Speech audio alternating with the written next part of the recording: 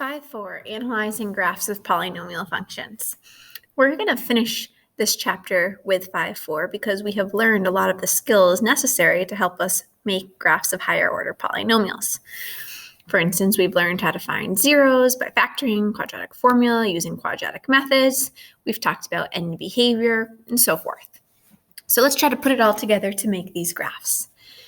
In the box here, we have a lot of important vocabulary. So let's go over some of them. We have what we call a relative maximum and an absolute maximum. So for a relative maximum, it's a point on the graph that represents sort of the highest point in an area. So there's nothing quite near it that's as high as it. An absolute max is the actual highest point. So for example, let's draw a little picture here. If I have some coordinate plane, and I have the following.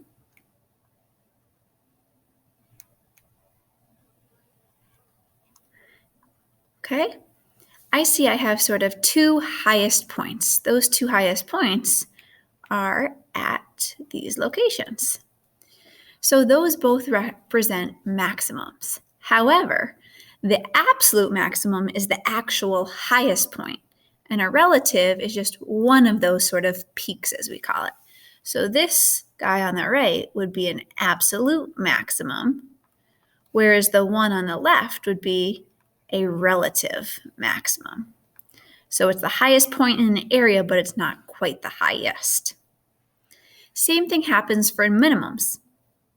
A relative minimum represents one of the sort of valleys, a low point, but it's not necessarily the lowest. And an absolute minimum is the lowest point on the graph. So if we look at this same graph here, our relative and absolute minimum is a little different in this case. So we can see that this graph is going down forever. So we don't know where it actually ends. So therefore, there's no absolute minimum. But we do have a relative minimum. There is one valley here. So this is our relative minimum, but we don't have any absolute minimums in this problem. Because again, it's going down forever, so we don't know exactly where that lowest point is. Now, extrema represent both max and min. So all of those points that I just highlighted there are called extrema. They're the maximums and the minimums, so our peaks and our valleys. A turning point is where a maximum and minimum exists. It's where I turn. So as we can see from this graph I drew, if I start, I'm increasing up to that relative max, and now I start to decrease. So my graph turns, and so forth. I get to that minimum, and it turns. It starts to go back up. So turning points are where we change from increasing to decreasing. Multiplicity we will talk about a little bit more as we start to graph. But a multiplicity is the number of times a root shows up. So, for example, if I have something factored that says x plus 3, and x minus 1, we can see the root of negative 3 is showing up twice, whereas the root of 1 shows up once. So negative 3 has a multiplicity of 2. Whereas 1 has a multiplicity of 1. Okay, so that's talking about the number of times a root shows up. If we have an odd multiplicity, that means we actually cross through the x-axis at that point. If it's an even multiplicity, we just touch the x-axis and bounce either back down or back up. Again, we will elaborate on that once we do a graph. Now, what if we can't actually factor to find these exact zeros? Then we use something called the location principle. And that's when we make a table of values and we look at, okay, I was a negative value and now my y value is positive. That means all of a sudden I went from below the x-axis to above, which means we've crossed, so a zero exists in there. Again, which we will discuss with our example.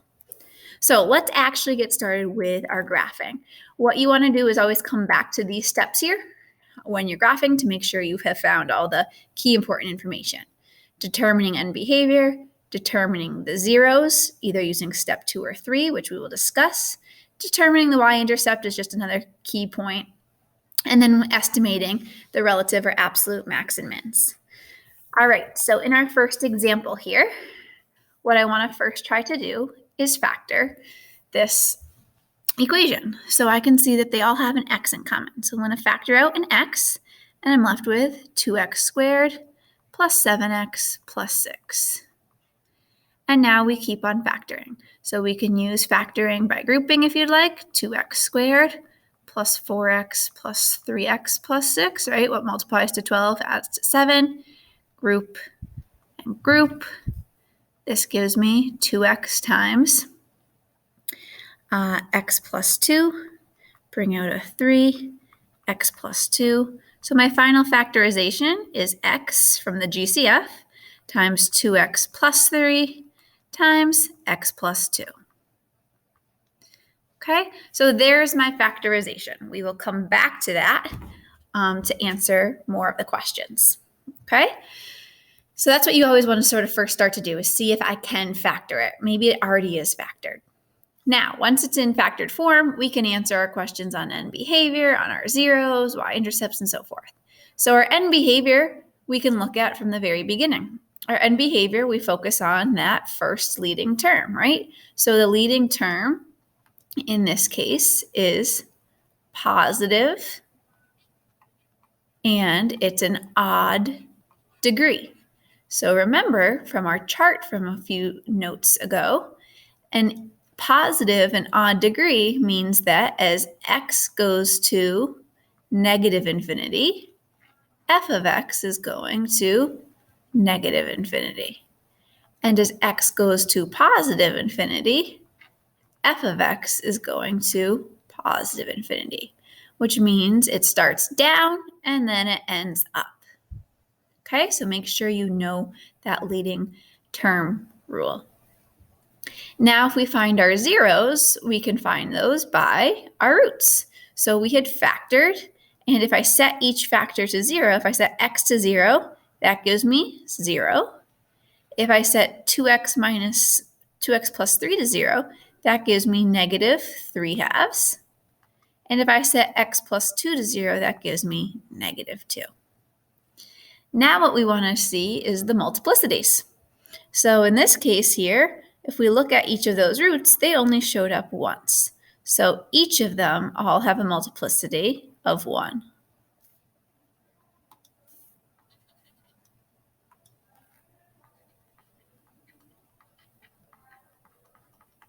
What that tells me is, and if we go back to our chart up above with the red, when I have an odd multiplicity, right? So my multiplicity is 1, which is odd. That means the graph actually goes through each one of these roots. Okay? Now for our y-intercept, remember for our y-intercept, this means to plug in 0 for x. So we can do that mental math by plugging a 0. We get 0, plug in a 0 for the second term, 0, plug in a 0 for the third term. All zeros, so my y-intercept is 0, 0. Okay, I am going to plot some of that key information. Okay, so I have my roots of 0, of negative 2. Now, I think just for purpose of our graph, I'm going to count each interval 2 blocks representing 1 unit.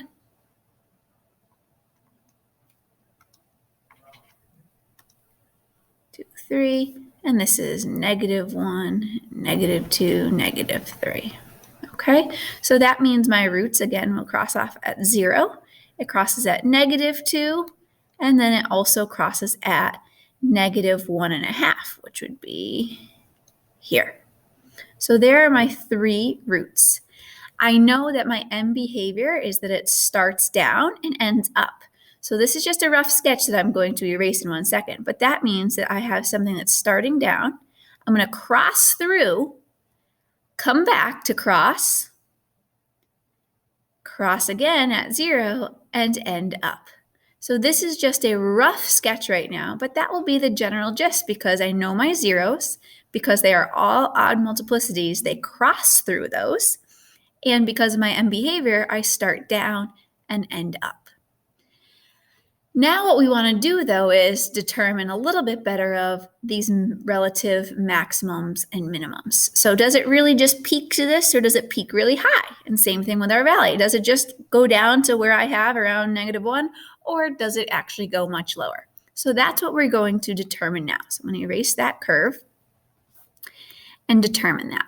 So to determine that, we can make a table of values, okay?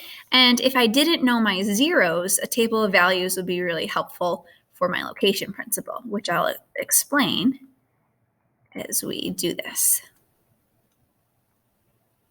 So I have my x and my y. What I'm going to start with is my roots again, and I'm going to leave some space. So I'm going to have a -2, leave some space, a -1.5, leave some space, a 0, and leave some space. And that's because I want to do test points on each side of those. So we know when I plug in -2, I'll get 0, -1.5, I get 0, and at 0, I get 0. So now let's test some points. To the left, I can test anything. So we can test -3. Now, in between, we know that we're going to have some sort of relative max. As I remember, we started down, we're going up. So just about halfway in between should be my relative max. So that's how we're going to approximate those max and mins, is that like halfway in between those roots. So that would give me at about -1.75. And then same deal, between -1.5 and 0, we want to go about halfway. So half of that would be -0.75. And then after 0, we can test anything, so we can just test 1. So these would be 4 key points to plug in to help us make that graph a little bit more precise than the sketch I drew. Okay, so let's plug those values in, and we can just do it together. So when I plug in -3, again, I'm plugging it into the original equation. This would give me 2 times -3 all cubed plus 7 times -3 squared plus 6 times -3. Okay, so again, I'm plugging in -3 in for x into the original equation. And that gives me -9. Okay, now I'm going to plug in -1.75. So same deal, plug in for x. 2 times -1.75 to the 3rd power plus 7 times -1.75 squared plus 6 times -1.75. And that gives me about 0.22. Now we'll plug in -0.75. So 2 times -0.75 to the 3rd power plus 7 times -0.75 squared plus 6 times -0.75.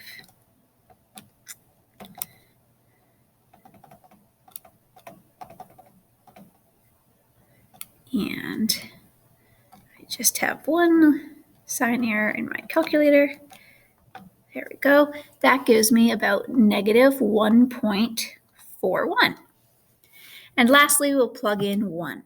So that one's a little straightforward because of our cubing. So that would give me 2 plus 7 is 9, and 9 plus 6 is 15. Okay, so now I'm going to go and I'm going to plot those points.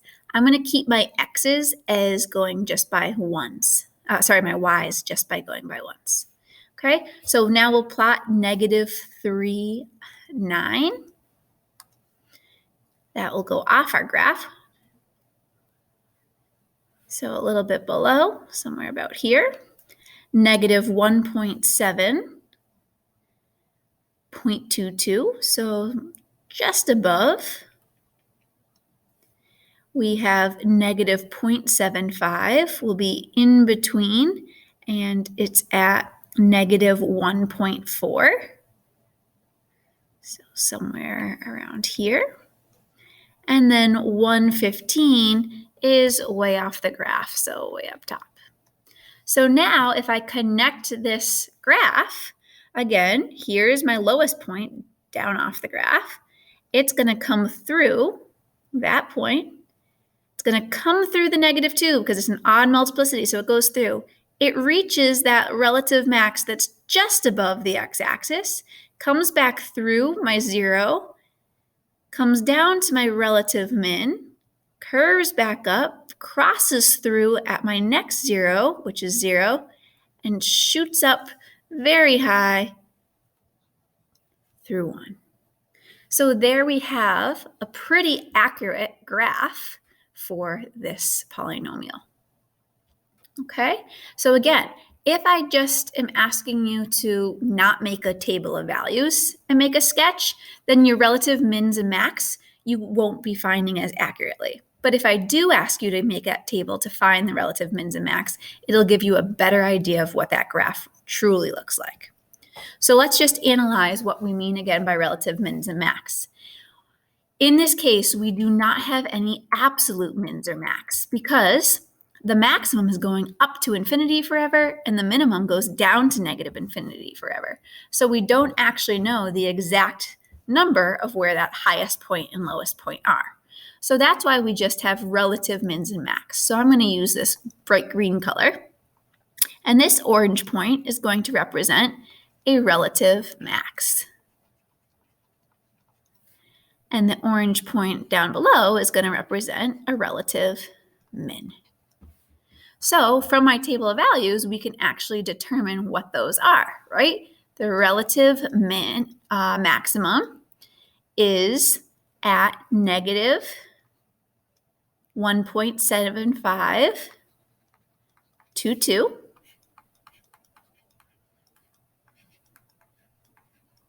And the relative minimum is at -0.75, -1.41.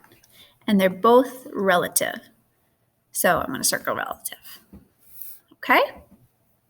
Now, the last thing that we didn't need for this problem, but I want to explain, is what the location principle is. And again, the location principle is showing me that if I change from a negative y value to a positive, there will be a 0 in between. So if I look at my orange, look at from negative at my table in the orange, I went from -9 to positive 0.22. So that means somewhere in between there, I will have a 0, which clearly we can see. Same thing, from my orange of 0.22 to -0.41, I went from a positive to a negative. So somewhere in between those 2 points, I had a 0, which I do. So if we can't factor to find all the roots clearly, you can just plug in a bunch of x values and see, am I changing from negative to positive for those y values? All right, what I'd like you to try to do is try to do number 2, okay? Now, it's already factored, so our roots are really straightforward. But I want you to determine your end behavior and try to make a sketch and find those relative max and mins. I'm going to give you a little hint though, okay? When we're finding the end behavior, remember for end behavior, we want to know that leading term, so think about it in terms of standard form. Okay, remember my leading term is not just -x. So think about standard form. What is the sign and what's the degree to help us with end behavior? Now for our roots in multiplicity, I'm going to quick talk about that. For our roots, we know our first root would be x equals 0. Our second root we set to 0 gives me -3. And then the third one gives me 1. But remember, that x minus 1 is really showing up twice. So 1 has a multiplicity of 2. Because it has a multiplicity of 2, it's going to have it's even, so it's going to touch at that point. That's really crucial to know so that your end behavior matches correctly. If you have it go through, then your end behavior may end up when it's supposed to end down. Okay, so try that one. we found the zeros, plotting those zeros, determining the end behavior, making a table to figure out some relative max and mins, or maybe their absolute max and mins, and sketch that graph. All right. Then we have some matching. So I'm going to do a couple of these with you. When we're looking at matching, what we want to think about is what's my total degree and leading term for end behavior, and how about my roots? So for number 1, if we take number 1, that total degree, right? If I FOIL, that degree is going to be 5 altogether. 2, 2, and 1 makes 5. The leading term is going to be positive, right? There's no negatives. It's all going to be x to the 5th. So it is positive and odd. Remember, positive and odd means our end behavior is down and then up. So that narrows it down to either B, C, D, and that's it. So now let's think about, okay, well, what's different about these? And what's different are the roots. So what are the roots for this problem? The roots are -1, +1, and -2, right? If I set each to 0. So we want to look at roots that have -1, 1, and -2. Well, okay, B definitely has 2 negative roots and a positive, so that's a possibility. C, however, only has 1 on the negative side, so we can rule that out. And D also only has 1 on the negative side. So let's confirm C would be correct. We can see we have some that touch and some that go through. So over here, we can see that at -2, I'm touching. And at -2, we have an even multiplicity, so touching makes sense.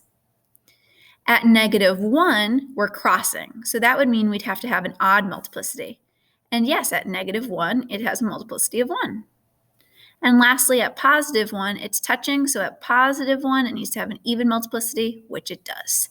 So B makes sense for number 1. Okay? You try matching the other ones. And our last example here is saying write a possible equation for the graph.